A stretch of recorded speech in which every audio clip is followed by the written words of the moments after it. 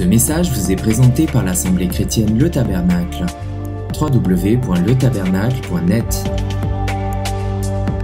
Alors ce matin, nous allons continuer sur ce thème, parce que, comme je vous disais, beaucoup ont prophétisé d'une date pour le retour du Seigneur. Mais malheureusement, ils ont prophétisé d'une manière fausse. Non pas qu'ils aient égaré les autres, mais ils se sont trompés eux-mêmes parce que dans leur interprétation prophétique, ils ont voulu donner une date pour le retour du Seigneur qui était une date qui était dans le terrestre, dans un temps terrestre, alors que Dieu, lui, a fixé d'avance des temps, et le temps de Dieu n'est pas notre temps à nous. Nous avons vu déjà depuis quelques dimanches que Dieu ne compte pas le temps comme nous. Par exemple, un jour pour Dieu, c'est égal 1000 ans. Donc, voilà, c'est 1000 ans. Donc, ce n'est pas le même temps. Et c'est pour ça que nous devons bien comprendre le temps de Dieu pour comprendre comment Dieu va agir maintenant pour nous. Est-ce que vous êtes d'accord avec ça? Est-ce que vous voulez que nous approchions, n'est-ce pas, de ce que Dieu va faire? On ne sait ni l'heure ni le jour, mais on peut savoir le moment, le temps. Donc, c'est intéressant d'avoir un gyrophare pour nous éclairer et pour nous tenir en éveil. Alors, le psaume 90, verset 12, nous dit ceci. Enseigne-nous à tellement compter nos jours. Moi, j'aurais compris que le psalmiste, il nous dise enseigne-nous à compter nos jours. Ok. Non, à tellement compter nos jours que nous puissions avoir un cœur rempli de sagesse. Ça vous parle, ce verset? Compter nos jours, c'est en perdre aucun. Ne pas dilapider le facteur temporel que le Seigneur nous accorde dans sa grâce. Dieu nous donne du temps, nous ne devons pas le dilapider en choses vaines.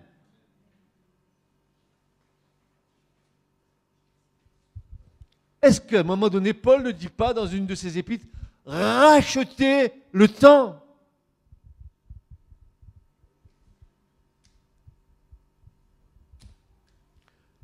Notre temps est limité, il est précieux. Qu'est-ce que l'homme? Il vit 70 ans, 80 ans, les plus costauds, peut-être 90. Et c'est fini. Parce que Dieu a fixé pour chacun d'entre nous le temps. Et tu ne peux ni le devancer, ni le retarder. C'est pour cela, quand le temps vous paraît être un temps injuste, il y a une raison derrière que Dieu a agi en conséquence de quelque chose que vous ne soupçonnez pas, mais que Dieu voit.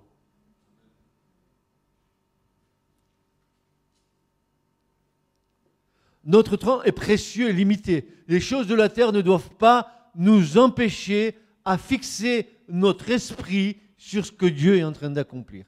Il ne faut pas. Il n'est pas séant que nos préoccupations terrestres nous fassent perdre de vue les choses que Dieu est en train de faire. Nous ne devons pas nous laisser distraire par les occupations de la vie de telle manière que nous ne discernions plus ce que le Seigneur est en train d'accomplir sous nos yeux. Vous savez, il y a des gens qui sont super actifs. Ce sont des véritables essuie-glaces. Mais dans toutes leurs activités, ils perdent de vue les choses que le Seigneur est en train de faire. Et vous savez que le Seigneur va venir à nous comme en pleine nuit. Donc il nous faut être en éveil. Qu'est-ce que vous êtes intelligent? Être en éveil. Quel est le serviteur qui est capable d'attendre son maître à la première ou la deuxième ou la troisième veille de la nuit? Heureux est ce serviteur qui pourra recevoir son maître quand il arrivera. Veillant et priant en tout temps. Bien souvent dans ma vie, auparavant, je ne comprenais pas. Comment je peux veiller, prier tout le temps? Je pensais que ça, c'était la machine à faire un chapelet. Et je prie, et je prie, et je prie, et je prie, et je prie, et je prie, mais le cœur n'y est pas. Je prie. Mais le cœur n'y est pas. Pourtant, à un moment donné, quand vous avancez dans votre vie, que vous voyez que l'Esprit de Dieu travaille en vous et qu'il travaille profondément, alors la prière n'est plus un fardeau, elle devient une joie. Est-ce que tu as de la joie quand tu pries? Voilà, la clé. Est-ce que tu pleures avec ceux qui pleurent? Est-ce que tu te réjouis avec ceux qui se réjouissent? Quand tu en arrives à ce stade, tu es en train de vraiment vivre pleinement avec Dieu.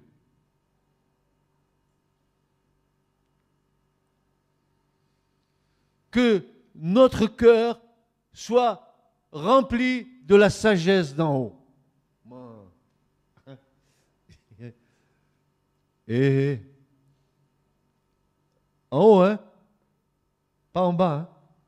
La sagesse d'en haut, car Jacques nous l'enseigne. La sagesse d'en haut, elle est premièrement pure. Ensuite, paisible. Tu ne te prends pas les pieds dans le tapis. Quand il y a de la sagesse qui vient d'en haut, la paix en toi.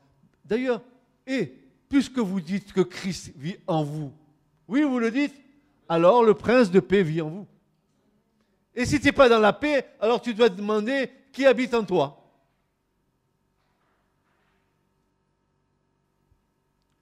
Que notre cœur soit rempli de sagesse d'en haut, c'est-à-dire que cette sagesse doit être premièrement pure, ensuite paisible ou pacifique,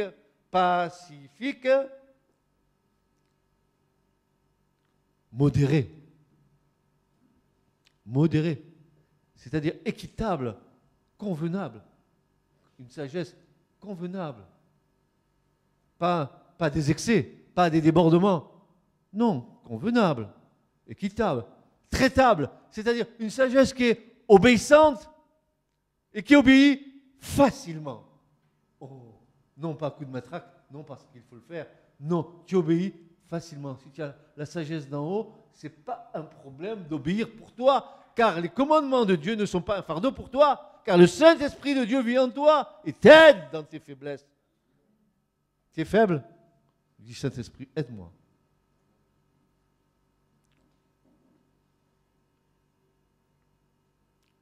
Mais pas seulement facilement obéissante et complaisante, mais accommodante et docile. Mais aussi pleine de miséricorde. Ah, je ne tranche pas la tête à l'autre. Ah, je ne le condamne pas. Ah, je ne le montre pas du doigt. Au contraire, l'amour couvre une multitude de péchés, n'est-ce pas? Ensuite, et toutes sortes de bons fruits. En ce moment, il y a de bonnes pêches, elles sont douces. Je me régale chez moi. Je dis à ma femme, achète-moi des pêches. C'est tellement bon, une pêche bien mûre. Des bons fruits. Il faut que... Et écoutez bien ça. Regardez. Tu dis qu'il y a l'onction sur ta vie? Qui dit qu'il y a l'onction sur ta vie? Qui ce matin dit qu'il a l'onction de Dieu sur sa vie? Tu dis qu'il y a l'onction de Dieu sur ta vie. On va faire le test tout de suite. Quand Dieu dit à Moïse, tu feras l'huile d'onction. Tu prendras un hin d'huile d'olive pure, vierge, concassée. Et tu mettras dedans du roseau aromatique, de la cinnamone et de la myrrhe. Il va donner tout un tas d'ingrédients à Moïse pour que cette onction soit faite selon le désir de Dieu. Alors, quand il y a l'onction de Dieu,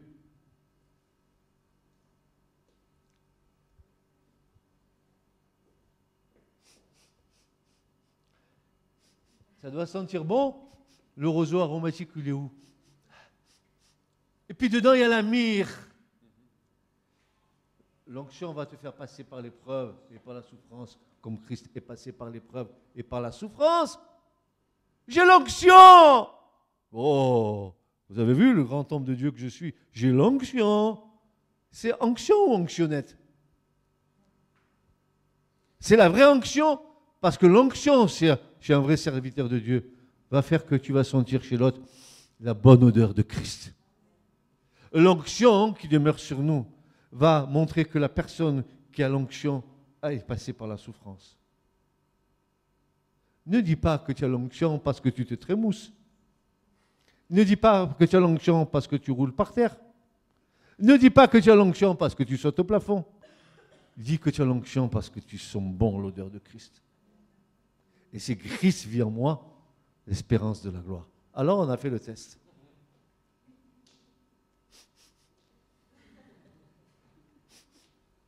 C'est quoi? Au sauvage de Christian Dior, c'est pas l'onction.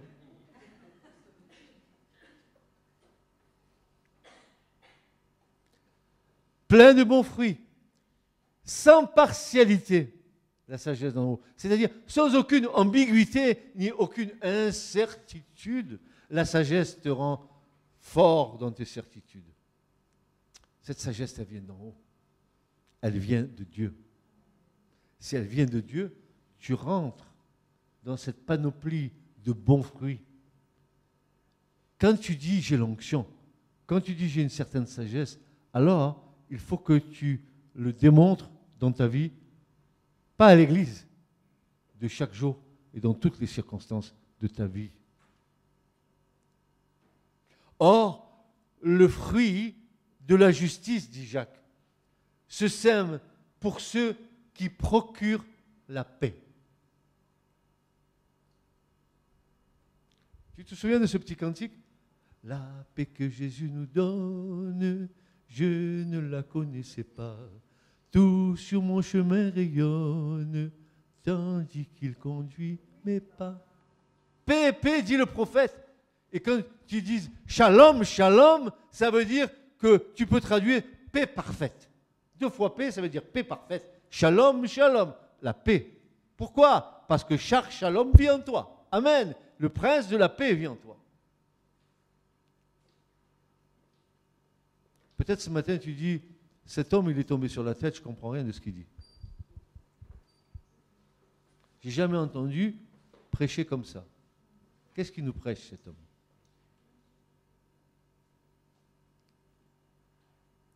Si nous sommes dans cet état d'esprit, alors nous pouvons espérer à recevoir des lumières d'en haut et rejoindre ce que le prophète Daniel annonce. Et que dit Daniel? Et c'est mon introduction, je n'ai pas commencé le message. Je voudrais simplement vous dire des choses de la part de Dieu. Parce que Daniel 12, verset 3 va nous dire ceci. Et ça nous concerne.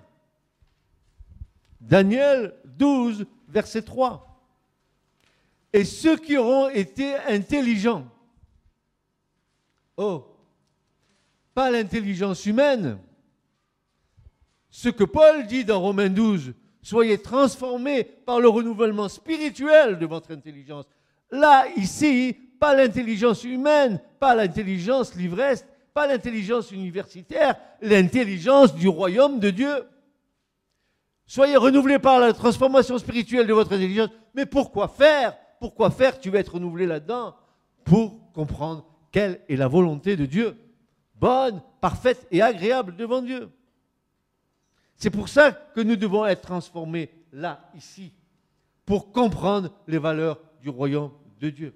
Et ceux qui auront été intelligents, dit Daniel, luiront comme la splendeur de l'étendue, et ceux qui en auront amené plusieurs à la justice luiront comme des étoiles, à toujours et à perpétuité. Vous vous rendez compte?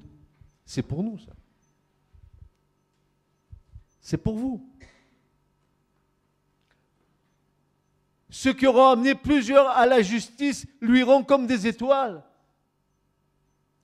Chaque âme que vous avez amenée à Christ, chaque âme pour laquelle le Seigneur s'est servi de vous, et dites-lui merci parce que ce n'est pas vous qui convertissez, c'est même pas le gars qui se convertit. Arrête de dire que tu t'es converti, va. Parce que c'est pas vrai. Tu t'es pas converti du tout. C'est Dieu qui t'a converti. Ne me dis pas que tu t'es converti tel jour à telle heure au coin de la rue là-bas. Je vais te dire non, c'est Dieu qui t'a touché à tel jour à telle heure. Mais toi, tu t'es pas converti. Comment un mort spirituel peut-il se convertir? Un mort qui est mort, il n'a aucun pouvoir de décision. Regarde, un mort dans un cercueil, est-ce qu'il peut faire quelque chose? Eh bien, quand tu n'es pas à Christ, l'Écriture te considère comme étant mort spirituellement. Alors, tu ne peux pas décider du choix de ta vie. Nous assistons à la réalisation de la parole prophétique. Nous voyons ce que l'Écriture a dit est en train de se réaliser devant nos yeux, ébahis, ébahis.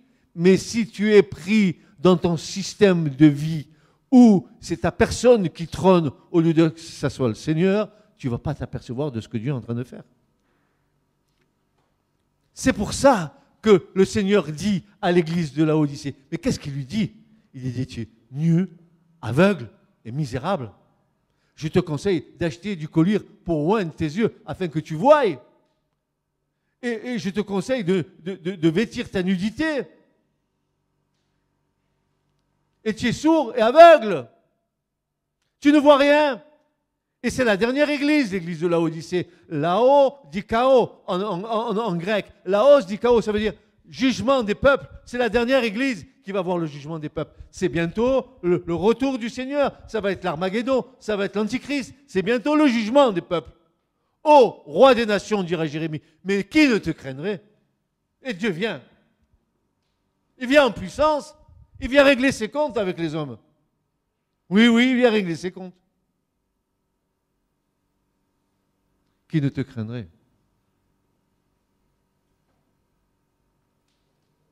Alors les temps, ils sont là. Nous avons vu une première clé ensemble. La première clé que nous avons vue, c'est que Dieu d'abord ne compte pas le temps comme nous. Pour Dieu, un jour pour nous, c'est comme 1000 ans pour Dieu. Alors tu as compris, Dieu il est éternel. Ah, vous allez dire, il est fou cet homme. Alors je vais vous dire quelque chose. Oui, je suis fou. Oui, je suis fou. Mais je suis fou de Christ. Je suis fou. Moi, j'aime mon Seigneur plus que vous tous ici. Mais je vous aime. Hein. Ce n'est pas que je ne vous aime pas. Mais je l'aime plus que ma femme, plus que mes enfants, plus que mes petits-enfants. Christ, c'est moi, c'est ma vie. Mais je vais vous dire un petit secret. Quand on dit un jour, c'est comme 1000 ans. Vous avez vu qu'il n'y a pas de commune mesure entre un jour de l'homme et 1000 ans pour Dieu. Mais ça, c'est dans la nature même de Dieu. Si je puis m'exprimer ainsi, je ne connais pas la nature de Dieu. Dieu est esprit, oui. Il est amour, oui. Il est lumière, oui. Mais moi, je ne sais pas tout ce que ça veut dire, tout ça. Je sens qu'il m'aime. Je vois qu'il m'éclaire. Je sais qu'il est esprit, il m'a donné son esprit. Mais connaître la plénitude de Dieu, non, ne me demande pas. Oui, j'ai une communion avec Dieu. Je connais Dieu, mais pas pleinement. Il faut qu'à un moment donné, on puisse le voir face à face. Et ce n'est pas encore le moment. Alors, écoutez bien. La première lettre de l'alphabet hébraïque, c'est Aleph.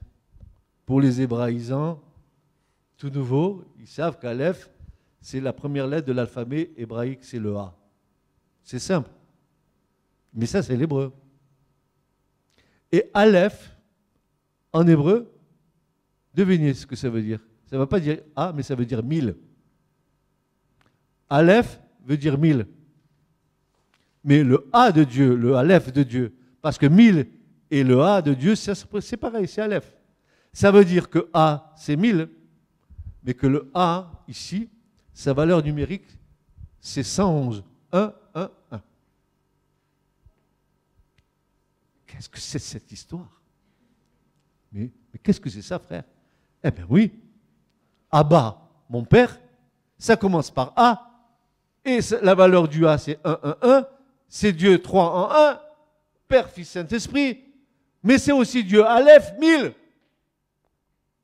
C'est pour ça qu'il n'y a aucun des patriarches qui a vécu plus de 2000 ans. 900 ans, 990, mais jamais 1000, parce que 1000 appartient à Dieu. Et c'est pour ça qu'un jour égale 1000 ans. Ce n'est pas pour autre chose. C'est parce que la première lettre de l'alphabet hébraïque, Aleph, on l'appelle Aleph, elle se prononce Aleph, c'est 1000, mais sa valeur c'est 111. 1, 1, 1. C'est pas beau ça, mes frères et sœurs? 1, 1, 1. Et c'est pour ça que les lettres de l'alphabet se sont présentées devant Dieu. Le T est venu, il s'est présenté devant Dieu, il a dit, ô maître de l'univers, mais c'est avec moi que tu vas créer le monde. Avec le T. Et l'Éternel va lui dire, non, non, non, non, non, pas avec toi. Le T, je sais que c'est la croix. Je sais que c'est la croix, mais dans Mout, il y a le Tav de la mort, donc ce n'est pas avec toi que je vais créer. Et il va s'adresser à chaque lettre de l'alphabet, et le T, le Shin et le Resh, jusqu'à ce qu'il arrive au B. Il arrive au B, il va lui dire, mais non, non, c'est avec toi que je vais créer le monde B. Pourquoi avec B? Parce qu'il y a Bereshit, parce qu'il y a commencement, parce que c'est le premier verset de la Genèse, parce que dans Bereshit, il y a tout le plan de Dieu, et parce que dans Bereshit, il y a le nom du Fils qui va tout créer. Ah, si vous ne connaissez pas ça, vous devriez le connaître, c'est tellement beau. Mais alors le A, il se présente derrière, il dit, mais alors, puisque tu as choisi le B, moi, j'ai rien à faire là. Et Dieu va lui dire, mais non, Aleph, c'est avec toi. C'est en toi que sont toutes choses. Tu es la première lettre de mon nom. Aleph, 1000, 111, 1, 1, 1.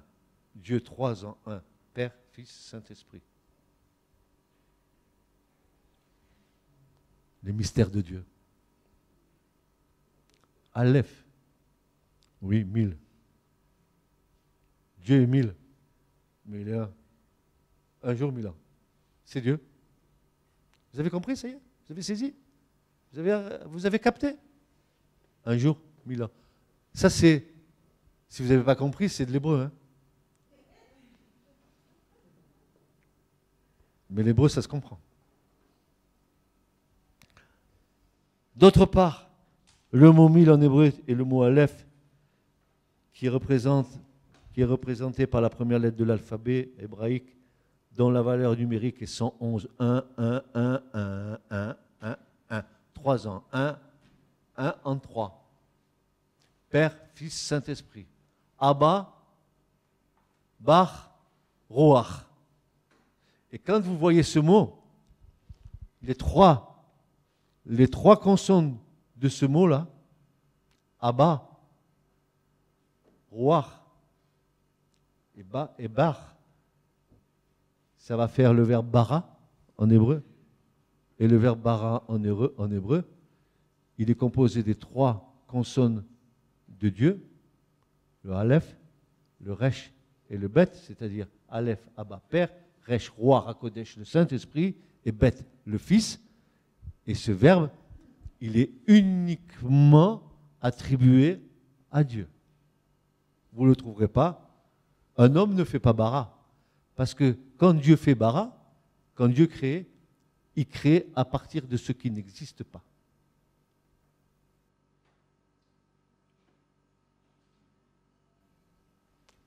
La Memra, Christ, la parole, Memra, il est la parole incréée de Dieu. C'est lui qui a tout créé. Tout a été créé par lui et pour lui. Il a créé les mondes. Et il soutient toutes choses, tous les mondes par sa parole puissante. Et dis donc, vous avez vu le Seigneur que nous avons? Et tu ne voudrais pas lui faire confiance dans ta vie? Tu douterais à un moment donné qu'il puisse ne pas prendre soin de toi?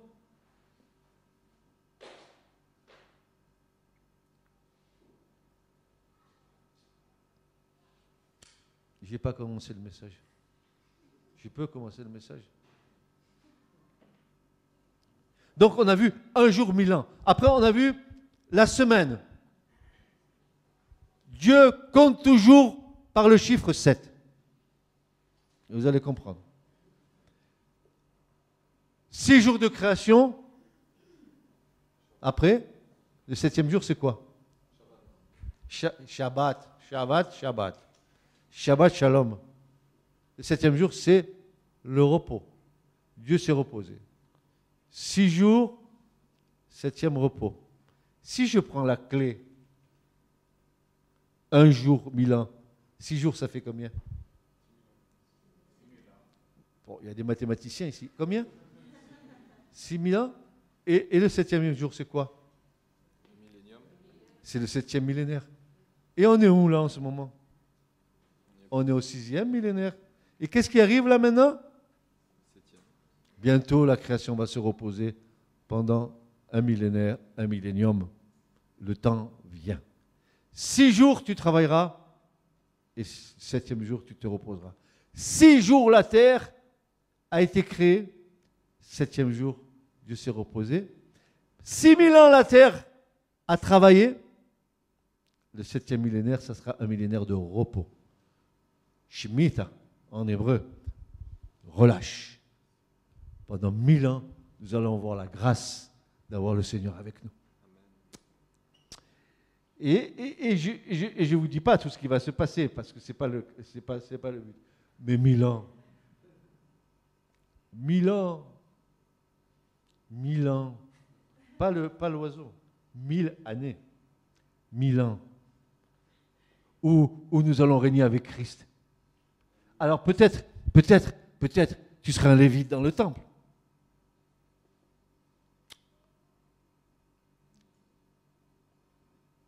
Tu serviras le Seigneur.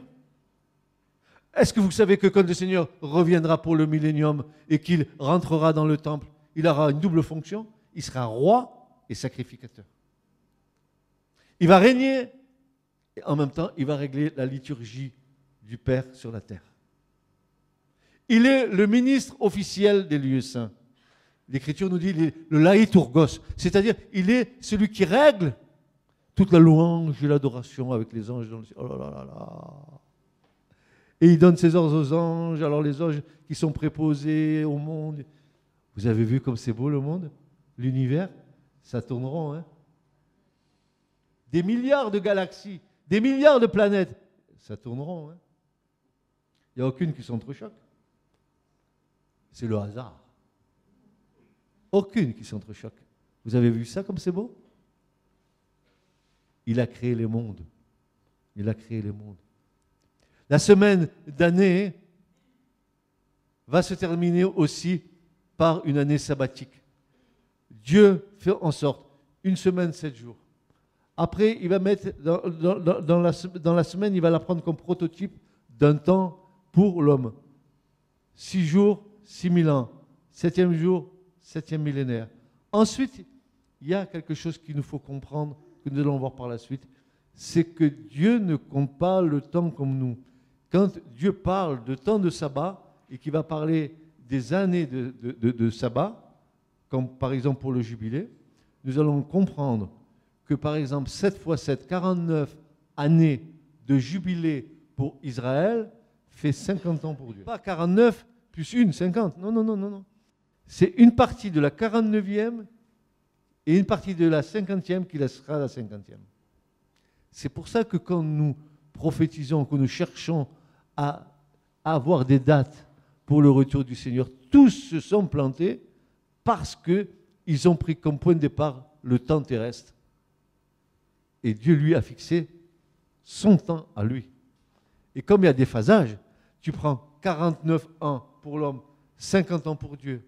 Après tu doubles. Tu prends 98 ans pour l'homme, 100 ans pour Dieu. Après tu prends 490 ans pour l'homme, 500 ans pour Dieu. Tu vois le décalage qu'il y a?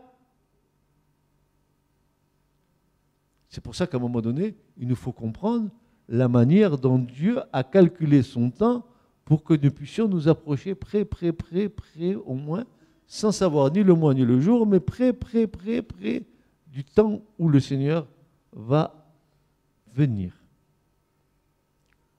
Vous savez qu'il vient? Comment vous savez ça? Que dit l'Esprit? Vous avez tous la même conviction? C'est toi qui parles et les autres. Tu ne parles pas pour les autres, toi. Et les autres, ont-ils la même conviction que toi? Amen. Est-ce que l'Esprit vous dit que le Seigneur vient? Comment vous savez ça?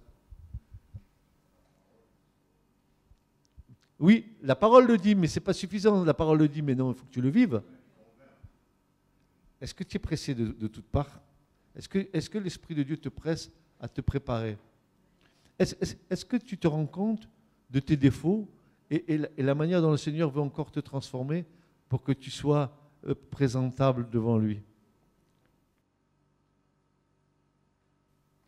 Les 7 jours de la semaine de la création sont une image des 7 jours ou 7000 années d'histoire de l'humanité, la grande semaine de l'histoire de l'humanité. Oui, 7 jours, 7000 ans, 6000 ans pour l'homme, et on arrive à la fin de notre périple des 6 millénaires, et on va rentrer bientôt dans le millénium. Mais avant cela, on a des choses à passer. Il va y avoir des temps difficiles, de grandes difficultés, car l'Écriture nous parle de grandes tribulations. Ce n'est pas le sujet que je veux aborder ce matin encore, on l'abordera plus tard. Mais je vous dis une chose, c'est que les temps que nous allons vivre vont être très durs, très difficiles, d'une grande difficulté. Ne tiendront que ceux qui sont attachés au cep et qui tirent la vie du cep.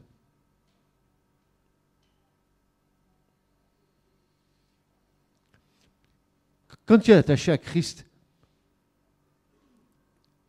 tu peux recevoir la pensée de l'Esprit Saint. Le Seigneur te parle tantôt d'une manière, tantôt d'une autre. Vous savez, ce n'est pas toujours des grosses révélations. Tu peux avoir un frère ou une sœur ou un membre de ta famille qui vient te parler, qui te dit quelque chose, ça déclenche en toi la pensée de l'Esprit. Il nous faut être attentifs à ce que Dieu fait dans nos vies. Mais la religion ne nous a jamais rien apporté de tel. La religion a eu tendance à nous séparer de Dieu. La religion nous a fait rentrer dans des rites religieux, mais des rites que nous avons accomplis sans amour dans notre cœur, mais par devoir. Le salut n'est pas dans un rite. Le salut n'est pas dans une façon de faire ou une façon de vivre la foi. Le salut, c'est Christ. Je suis la résurrection et la vie, dira le Seigneur. Dieu a suscité dans la maison de David une corne de délivrance pour nous délivrer de tous nos ennemis. Cette corne de délivrance, cette corne de salut, c'est Christ. Et ton salut n'est qu'en Christ. Il n'est pas dans une église, il n'est pas dans le tabernacle, il n'est pas en moi, il n'est pas en vous. Le salut est en Christ. Seulement Christ peut te sauver et parfaitement te sauver.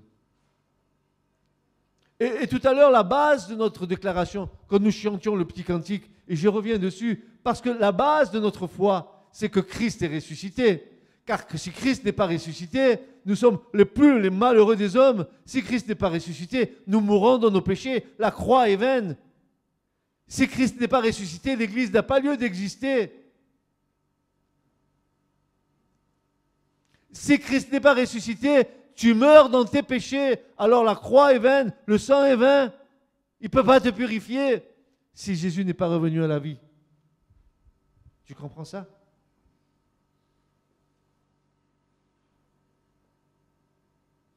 Quel est le cri de l'Esprit ce matin? Mets ta vie en règle. Règle tes problèmes. Ne les laisse pas pourrir ta vie.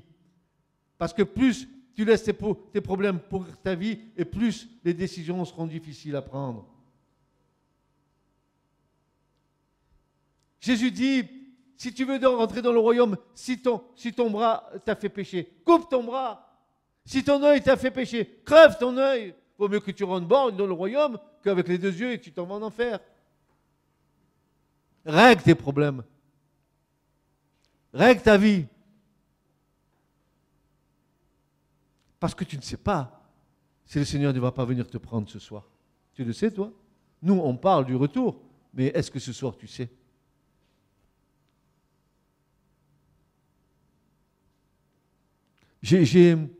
Tiens, on a une sœur qui vient ici qui s'appelle Jennifer Stadler. Elle vient ici avec ses enfants. Vous la connaissez, Jennifer Stadler? Eh bien, son grand-père, qui était parfaitement en bonne santé, en l'espace de 2 jours, il est mort d'une leucémie foudroyante. Eh bien, tu sais, toi, demain, ce qui va t'arriver. Est-ce que tu es prêt? Est-ce que tu es prêt à rencontrer le Seigneur?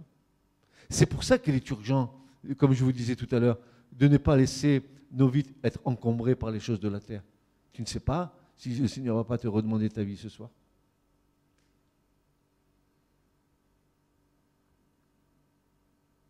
Tu crois que tu es en bonne santé? Illusion. Tu crois que tu es un roc, que tu vas tenir? Illusion. Tu crois que tu redoutes de rien parce que Dieu est avec toi? Illusion. Ne crois pas ça, hein? Parce que si Dieu veut te faire passer par l'épreuve pour t'émonder, pour te purifier et pour te donner une nouvelle vision, il ne va pas se gêner avec toi. Non pas qu'il veut te faire du mal, parce que c'est un père. Et quel est le père qui voudrait faire du mal à ses enfants? Mais non, il nous discipline pour notre bien. Une petite fessée là de temps en temps. Hein, Francis, ça ne va pas dans ta vie, il faut que... Oh, Julien! Oh, Samuel!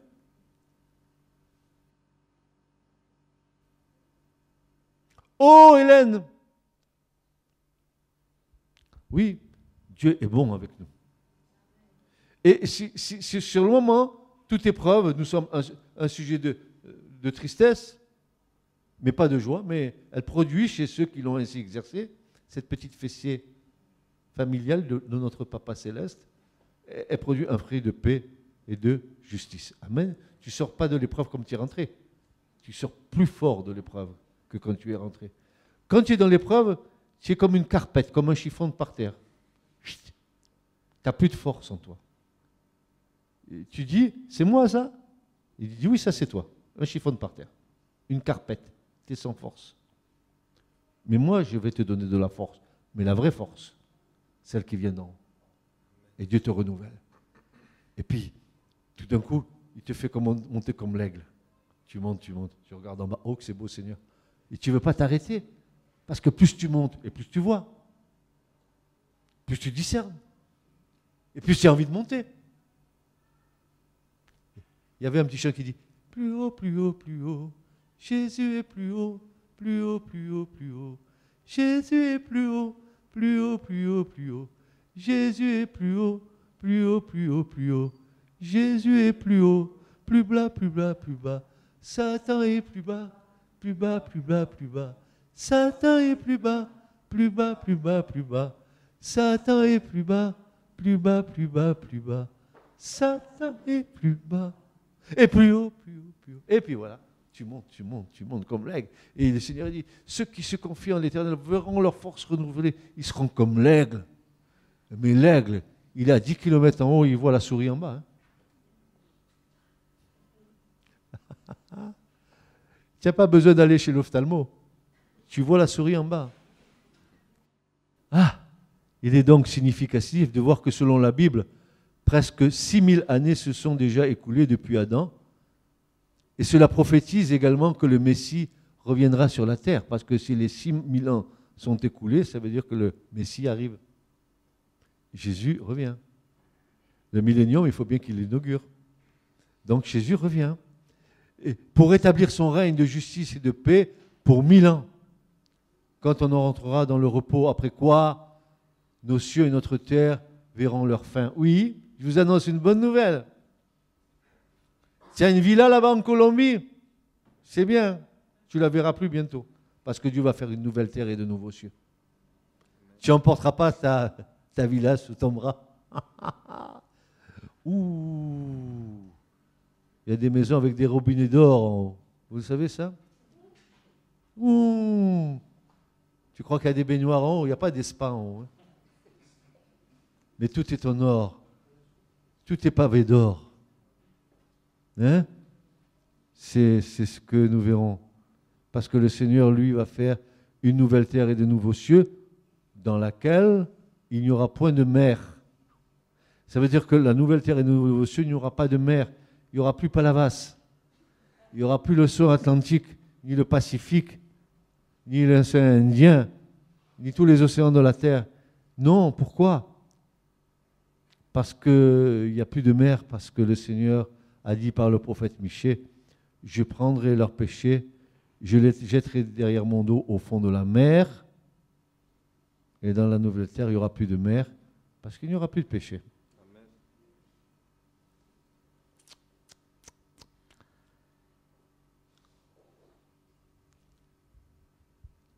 El pecado. Comprenez, pecado?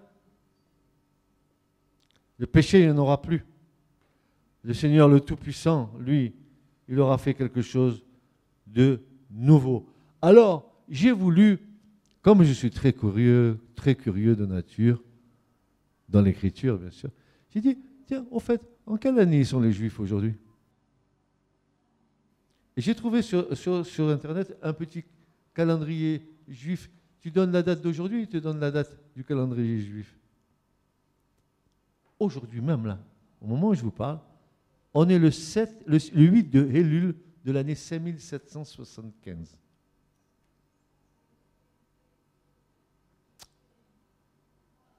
Vous me direz, mais il y a 300 ans qui manque là. Il a dit qu'il venait au bout de 6000 ans.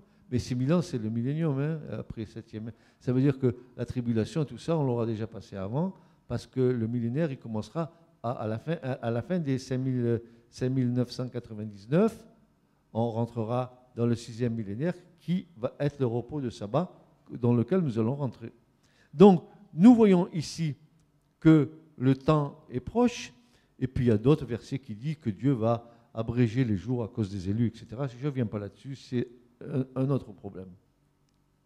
Cette semaine révèle l'aspect du royaume de Dieu. Il nous fut donné ok.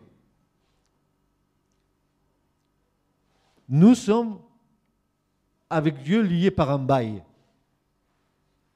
Dieu nous a donné un bail de 6000 ans pour gérer la terre. Mais il en est le propriétaire. Quand tu as signé ton contrat pour ta maison, le propriétaire, il t'a fait signer un bail en disant tu auras des charges, tu devras me payer tel de loyer. Toi, tu crois que la maison dans laquelle tu es, parce que tu vis, c'est ta maison. Non, tu n'es que locataire. Le propriétaire, lui, c'est à lui la maison. Eh bien, Dieu nous a donné la terre en bail pendant 6000 ans. Et bientôt, il va nous demander des comptes. Il va dire maintenant, tu vas me rendre la terre, parce qu'elle m'appartient. Alors ça, c'est le problème d'Israël. L'Israël croit que la terre d'Israël est à eux. Et beaucoup de chrétiens évangéliques disent « Alléluia, Israël, c'est leur terre, Alléluia. » On va avec les drapeaux, on monte là-bas, on va leur montrer qu'on les aime, etc. Mais regardez ce que Dieu dit. Les terres ne se vendront point à perpétuité, dit l'Éternel, car le pays est à moi. Vous êtes chez moi comme des étrangers, des gens en séjour. Dans tout le pays que vous posséderez, vous accorderez un droit de rachat par les terres. Ça veut dire que Dieu dit qu'Israël est étranger sur cette terre, que Dieu a bien voulu les faire habiter là pour un temps, mais que la terre est à lui, parce que Sion et Jérusalem sont à Dieu. Parce que la terre d'Israël appartient à Dieu. Comme toute la terre entière appartient à Dieu, mais particulièrement la terre d'Israël. Donc que les Juifs ne croient pas que leur terre est à eux. Ils sont que locataires de la terre. Car cette terre appartient à Dieu. Et quand Christ reviendra pendant le millénium, il revient prendre possession de ce qui lui appartient. Il y en a qui vont en Israël, pèlerinage en Israël. Vous voyez les chrétiens, je vais aller en Terre Sainte. Tu as vu une Terre Sainte, toi? Tel Aviv, la plus grande ville où il y a le plus d'homosexuels. Une Terre Sainte, ça. Ils se sont éloignés de Dieu, c'est pour ça qu'ils ont des problèmes. C'est pour ça qu'ils ont des problèmes sur le dos. Parce que Dieu, il n'est pas d'accord avec eux. Chaque fois qu'Israël a péché, Dieu les a déportés de tous les côtés. Et ils croient aujourd'hui que Dieu est avec eux. Alors qu'on voit aujourd'hui, n'est-ce pas, que Israël se comporte exactement comme le monde. Exactement comme le monde. Comme l'Église se comporte comme le monde. C'est pas mieux. L'Église, elle a fait rentrer le monde en son sein. Comme l'Église a perdu la présence du Saint-Esprit, alors l'Église fonctionne à la manière du monde. On fait des animations dans l'église. Je connais des églises qui font le matin avant la réunion de prière, café croissant, couscous à midi. Ça, c'est l'église du Seigneur, ça? Non, franchement. Est-ce que ça, c'est l'église du Seigneur? Ou alors, il faut changer l'écriture. Ou alors, Jésus, il nous a dit des choses qu'on n'a pas comprises. Quand il dit, mais soyez saints comme mon Père Céleste est saint. Soyez parfaits comme mon Père Céleste est parfait. Mais, mes frères et sœurs, la seule prière qui nous a été enseignée par le Christ, c'est quoi? C'est le Notre Père. Qu'est-ce que dit notre Père? Notre Père qui es aux cieux, que ton nom soit...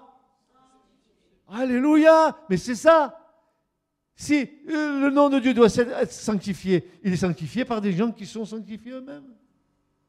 Que ton règne vienne! Il est en train de dire que le millénium arrive. Le Notre Père, c'est ça. Que ta volonté soit faite sur la terre comme elle est faite dans les cieux. Dites, mes frères et sœurs, est-ce que nous nous trompons?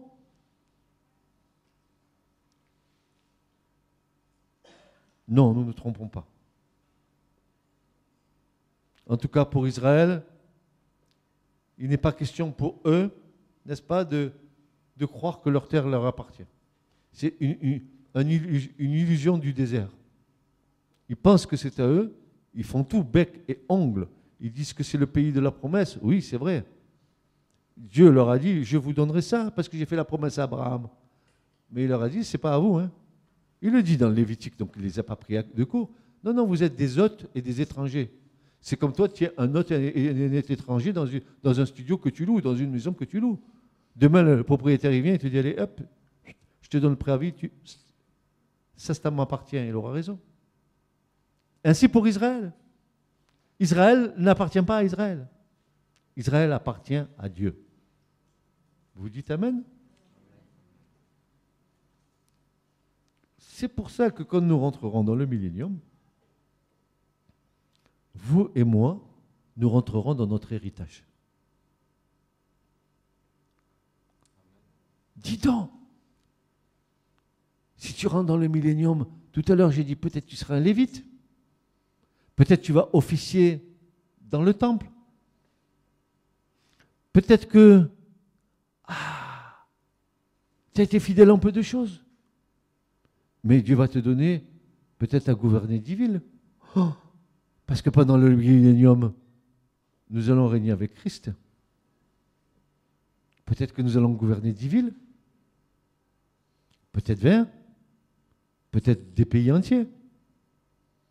Parce que ça sera un gouvernement terrestre avec une présence céleste. Et c'est là où Dieu va montrer toute sa puissance et sa magnificence, toute sa justice, que tous les peuples de la terre seront sous le regard de Dieu. Ils verront comment Dieu agit. Parce qu'aujourd'hui, nous avons une mauvaise notion de la façon dont Dieu agit. Nous aimerions voir Dieu agir comme nous l'entendons, mais pas comme Dieu agit lui-même. Et nous serons étonnés de voir comment Dieu agit. Parce que le Seigneur va montrer toute sa gloire au milieu des hommes. S'il est venu comme un Messie souffrant, crucifié, il reviendra en Messie triomphant, parce qu'il est le roi des rois et le Seigneur de tous les seigneurs. Amen. Amen. Amen. Ce message vous a été présenté par l'Assemblée chrétienne Le Tabernacle. www.letabernacle.net